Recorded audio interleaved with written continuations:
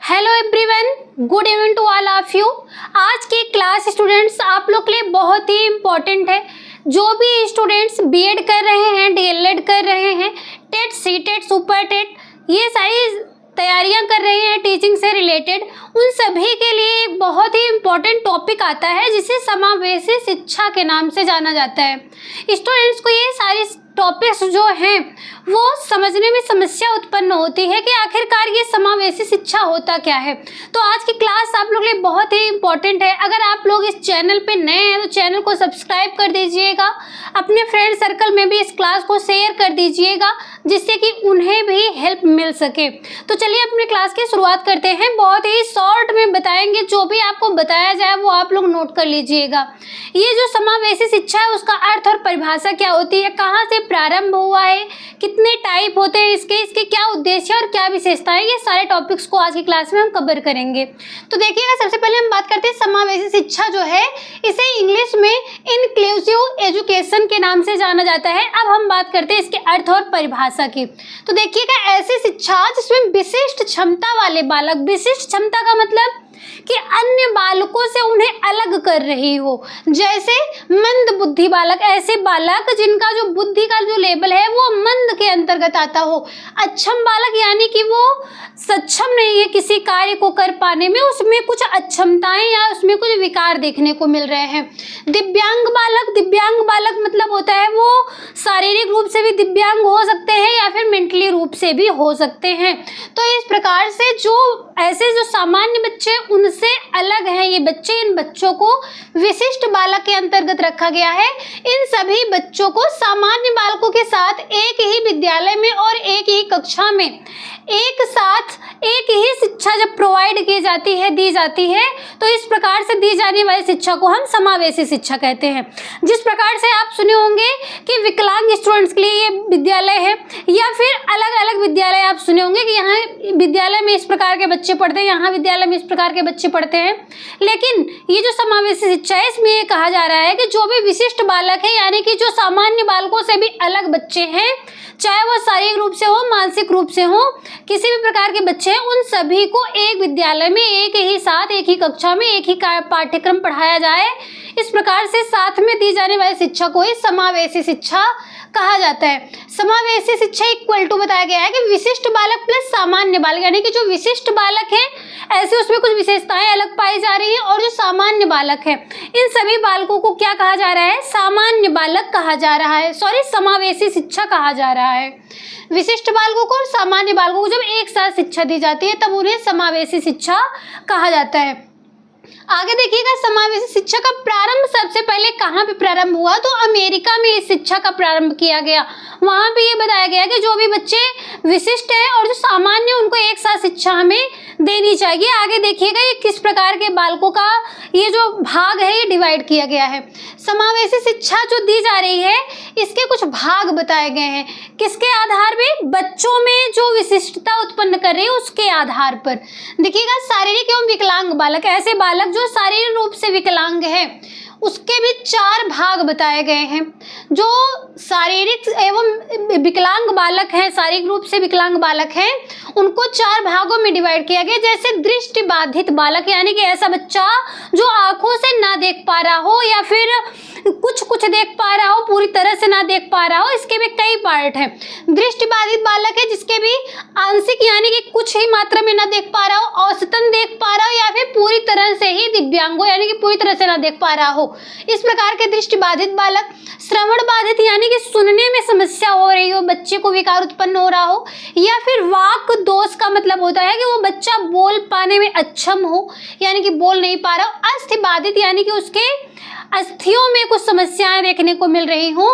तो इस प्रकार से ये जो 4 प्रकार बताए गए हैं शारीरिक रूप से विकलांग बालकों को, इनकी भी 3 कैटेगरियां बताई गई, आंशिक, औसत और पूर्ण दिव्यांग। ये चारों समस्याएं अस्थि बाधित में आ रहा है, जैसे हाथ, पैर, सिर, गर्दन, ये सारी जहाँ पर भी ये सारी चीज देखी जा रही है, यहाँ से कुछ ना कुछ यहाँ पे विकार देखने को मिल रहा हो।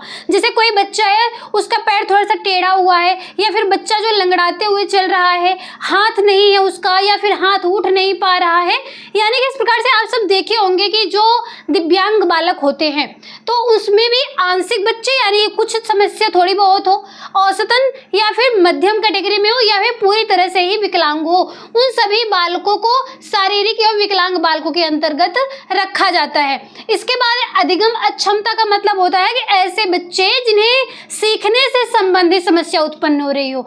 यहाँ तो आप देखें कि शारीरिक रूप से जब बच्चे में समस्या उत्पन्न हो रही है, और अब यहाँ देखिएगा कि अधिगम अक्षमता या अधिगम अक्षमता का मतलब होता है कि जहाँ पे वो सीखने में सक्षम ना हो बालक, वहाँ पे जो है जैसे पढ़ने में विकार हो, लिखने में विकार हो, बच्चे को बोलने में विकार हो या फिर गणितीय विकार हो, यानी कोई कैलकुलेशन करना हो गणित से संबंधित, जोड़ घटाव गुणा भाग कुछ भी करना है, तो उसमें अगर बच्चे को समस्या उत्पन्न हो रही है तो ये 4 कैटेगरियां बताई गई। इसको क्या कहा जाता है, जैसे अगर बच्चे में पढ़ने से संबंधित विकार है तो उसे डिसलेक्सिया कहा जाता है, लिखने से संबंधित विकार है तो डिसग्राफिया, बोलने से संबंधित विकार है तो डिस्प्रैक्सिया, और गणितीय विकार है तो उसे डिसकैलकुलिया कहा जाता है। ये जो अधिगम अक्षमता है इसकी की पूरी क्लास यहाँ पे बस आपको नॉर्मल 4 बताया गया है जो समावेशी शिक्षा में आपको पढ़ना था, लेकिन अधिगम अक्षमता से संबंधित एक पूरी क्लास आप लोग को प्रोवाइड की गई। नीचे डिस्क्रिप्शन बॉक्स में उसका लिंक दिया गया है, वहां से आप लोग देख लीजिएगा। इसके जो अधिगम अक्षमताएं डिटेल्स में बताई गई हैं। तो ये जो अधिगम अक्षमता बताया गया है, इस प्रकार से अगर कोई बच्चा हो शारीरिक रूप से विकलांग हो, और तीसरा देखिएगा अगर बच्चा अनुसूचित जाति या जनजाति का हो, निर्धन या पिछड़े वर्ग का कोई भी बालक हो।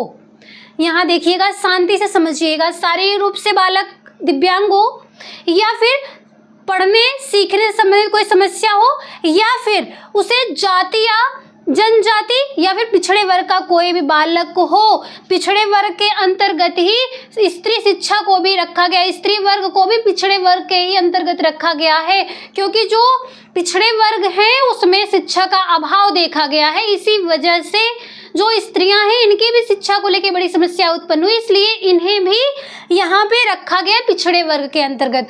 तो ये जो सभी बच्चे हैं, इन सभी बच्चों को सामान्य बच्चों के साथ रख करके शिक्षा देने का जो कार्य किया जा रहा है वो समावेशी शिक्षा कहलाता है। आगे देखिएगा, एनसीईआरटी जो पैटर्न है उसके अनुसार जो है समावेशी शिक्षा को किस प्रकार से परिभाषित किया गया। देखिएगा, धर्म, जाति, लिंग, समाज, परिवार, ये जो कैटेगरियां बताई गई किसी के धर्म के आधार पर, जाति के आधार पर, लिंग के आधार पर, समाज के आधार पर, परिवार के आधार पर, आदि सभी के भेदभाव के बिना एक ही विद्यालय में शिक्षा देना क्या कहलाता है, समावेशी शिक्षा कहलाता है। लेकिन आप प्रेजेंट टाइम में देख रहे हो ये सारी समस्याएं हर समय देखने को मिलती हैं। बच्चा जो है भले ही शारीरिक रूप से विकलांग है, मानसिक रूप से अगर वहां पे भले ही डिफरेंस देखा जा रहा है कि नहीं अलगाव किया जा रहा है, लेकिन जाति के आधार पर, समाज और परिवार के आधार पर यहाँ पे बहुत ज़्यादा समस्या देखने को मिलती है। जो उच्च वर्ग के लोग हैं, जो धनी वर्ग के लोग हैं, उनके बच्चे किसी अलग विद्यालय में पढ़ रहे हैं, और वहीं पे जो निर्धन और गरीब और पिछड़े वर्ग के बच्चे हैं वो किसी और विद्यालय में पढ़ रहे हैं, और उनके पाठ्यक्रम भी अलग किए गए। जबकि एनसीईआरटी पैटर्न ये सुविधा जो है नहीं देता है। वो ये एनसीईआरटी पैटर्न ये कहता है कि सभी बच्चों को एक समान शिक्षा दी जानी चाहिए, लेकिन फिर भी प्रेजेंट टाइम में आप देख रहे होंगे ये शिक्षा हर विद्यालय में एक समान नहीं है। यही अपने भारत देश की सबसे बड़ी समस्या है जिससे लोग पिछड़े वर्ग के अंतर्गत आ रहे हैं, क्योंकि जब तक समाज में शिक्षा एक जैसी नहीं हो जाती है तब तक ये समाज आगे नहीं बढ़ सकता है। सिर्फ और सिर्फ किताबी ज्ञान में ये छाप देने से कुछ नहीं होगा। यहाँ पे जब तक ये किताबी जो लाइनें लिखी गई हैं ये जब तक समाज में नहीं रखी जाएंगी, आगे रखी नहीं जाएंगी, लोग इसके खिलाफ आवाज नहीं उठाएंगे, तब तक ये चीजें सिर्फ और सिर्फ हमें किताबों में ही पढ़ने को मिलेंगी, समाज में कोई परिवर्तन देखने को नहीं मिलेगा। तो आगे देखिएगा, हम बात करते हैं अपने टॉपिक्स के। समावेशी शिक्षा का जो उद्देश्य बताया गया है, जो समावेशी शिक्षा है ये जो दिया जा रहा है ये किस लिए दिया जा रहा है, इसका क्या उद्देश्य था। सबसे पहले देखिएगा, अक्षम बालकों को शिक्षण समस्या सुनकर उन्हें दूर करने का प्रयास करना। अक्षम बालकों की जो समस्या है, अक्षम यानी कि उसमें कुछ कमियां हैं, कुछ विकार हैं बच्चे में, चाहे वो समस्या जो है शारीरिक से संबंधित हो या फिर अधिगम से संबंधित हो, कोई भी समस्या है उन्हें टीचर्स को सुनना चाहिए और सुन करके उन्हें दूर करने का प्रयास करना चाहिए विभिन्न विधियों का प्रयोग करके। नेक्स्ट पॉइंट में आपको यही बताया गया है कि शिक्षण की विभिन्न विधियों का प्रयोग कर शिक्षित करना। वो जो बच्चे हैं, चाहे वो शारीरिक रूप से हो, अधिगम रूप से हो, किसी भी प्रकार से अगर वो विशिष्टता के अंतर्गत आ रहे हैं, वो सामान्य बच्चों से अलग है, तो उन सभी की समस्या को सुनना है और उन्हें दूर करने का प्रयास करके उन्हें शिक्षित करना है।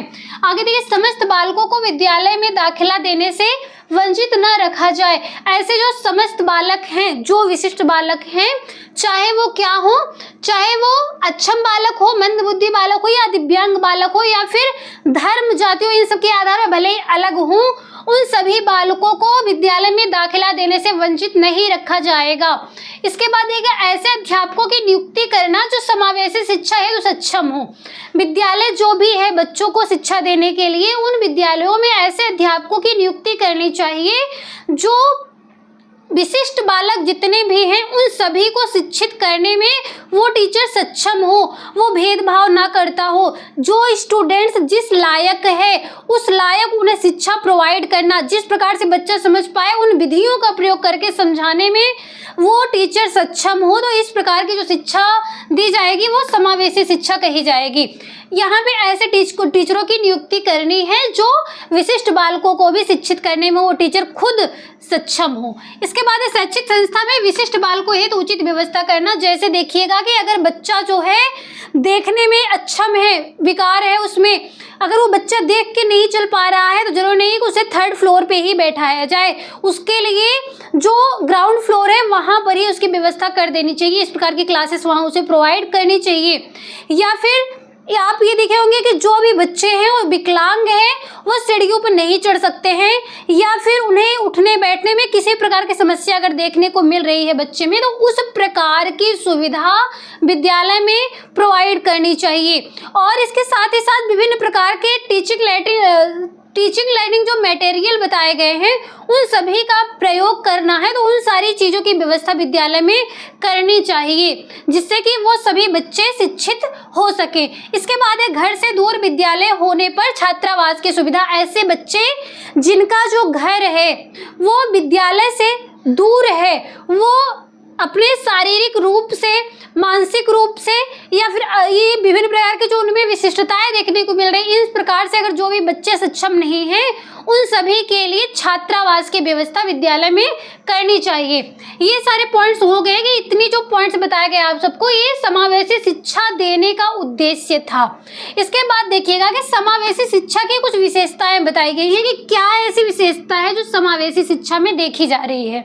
इसमें पहला पॉइंट देखिएगा, व्यक्तिगत शक्तियों का विकास। जब सभी बच्चे, चाहे वो किसी प्रकार के विशिष्टता वाले हों, वो दिव्यांग हो, चाहे शारीरिक रूप से या फिर मानसिक रूप से, विभिन्न प्रकार के उनकी अलग अलग जनजातियां हो, पिछड़े वर्ग के कोई भी बच्चे हों, उन सभी को अगर शिक्षित किया जा रहा है तो वे अपना स्वयं का विकास कर सकते हैं, अपनी शक्तियों को पहचान सकते हैं। प्रेजेंट टाइम में हाल ही में जो यूपीएससी का रिजल्ट आया उसमें आप सब देखे होंगे कि एक चरवाहे का लड़का जो है वो यूपीएससी का एग्जाम्स जो है क्लियर कर लिया। उसके बाद आप इस प्रकार से हर समय देखते होंगे कि अभी एक और भी रिजल्ट आया कि जो बच्चा है वो अपने आंखों से पूरी तरह से देख नहीं पाता है, उसने भी यूपीएससी को क्लियर किया। तो इसमें ये बताया जा रहा है कि अगर जो भी बच्चे हैं किसी प्रकार से वो सामान्य बच्चों से अलग है, अगर उन्हें वो सुविधाएं दी जाएं, वो शिक्षा, वो चीजें दी जाएं, सारी सुविधाएं उन्हें प्रोवाइड की जाए, तो वो बच्चे जो हैं अपने आप की क्षमता को अच्छे से निखार सकते हैं और लोगों के सामने वो प्रदर्शित कर सकते हैं। इसके बाद देखिएगा, दिव्यांग बालकों को सामान्य बालकों के समान समझना। समावेशी शिक्षा का यही मतलब है कि जो भी बच्चे दिव्यांग हैं उन सभी को सामान्य बालकों के समान समझा जाता है। किसमें? समावेशी शिक्षा में। इसके बाद समाज के समस्त बालकों के मध्य सहयोग की भावना। जब विशिष्ट बालक और सामान्य बालक दोनों ही बालकों को एक साथ शिक्षा दी जाएगी तो इनमें सहयोग की भावना उत्पन्न होगी कि हमें जो है किस प्रकार के लोगों के साथ किस प्रकार का व्यवहार करना चाहिए, किस प्रकार की भावनाएं रखनी चाहिए, हम समान रूप से स्टूडेंट्स हैं, ये भावना उसमें विकसित करनी चाहिए। ये सारे कार्य किसके होते हैं? एक शिक्षक का होता है। इसीलिए बताया जा रहा है कि जो समावेशी शिक्षा है इसे देने के लिए विद्यालय में इसी प्रकार से सक्षम अध्यापकों की ही नियुक्ति करनी चाहिए। इसके बाद है संस्कृति व परंपरा का आदान प्रदान। जब बच्चे समावेशी शिक्षा को ग्रहण करेंगे तो विशिष्टता और सामान्य दोनों ही प्रकार के बच्चे जब एक साथ रहेंगे वो अपनी संस्कृतियों का आदान प्रदान करेंगे कि किस प्रकार की संस्कृति में, किस प्रकार की परंपरा में किस प्रकार से बच्चे रह रहे हैं। एक दूसरे की संस्कृति और परंपरा को दूसरा बच्चा सीखेगा और एक संस्कृति और परंपरा को दूसरा बच्चा सीख पाएगा। तो इन सब का क्या होता है? आदान प्रदान किया जाता है। तो आज की क्लास में हमने आपको समावेशी शिक्षा को पूरी तरह से अच्छे से समझा दिया है कि इसका अर्थ क्या है, परिभाषा क्या है, इसका प्रारंभ कब हुआ, समावेशी शिक्षा के कितने भाग बताए गए हैं और इसके साथ ही साथ इसमें क्या विशेषताएं हैं, क्या उद्देश्य है, ये सारे टॉपिक्स को आज की क्लास में हमने कवर किया है। ये एनसीईआरटी जो है इसके समावेशी शिक्षा के लिए क्या बातें कह रही है, उसके लिए क्या कदम आगे उठाना चाहिए, ये सारे पॉइंट्स आज की क्लास में कवर किए गए हैं। जहाँ तक मुझे समझ में आ रहा है ये क्लास आप लोग अच्छे से समझ पाए होंगे। अगर इस क्लास को आप लोग अच्छे से समझ पाए हैं, आपको क्लास अच्छी लगी है तो लाइक कर दीजिएगा, शेयर कर दीजिएगा, अपना फीडबैक कमेंट बॉक्स में अवश्य दीजिएगा। इसी प्रकार के और भी इम्पोर्टेंट क्लास देखने के लिए जुड़े रहिएगा हमारे साथ। मिलते हैं आप लोग से हम नेक्स्ट टॉपिक के साथ नेक्स्ट क्लास में। तब तक के लिए धन्यवाद।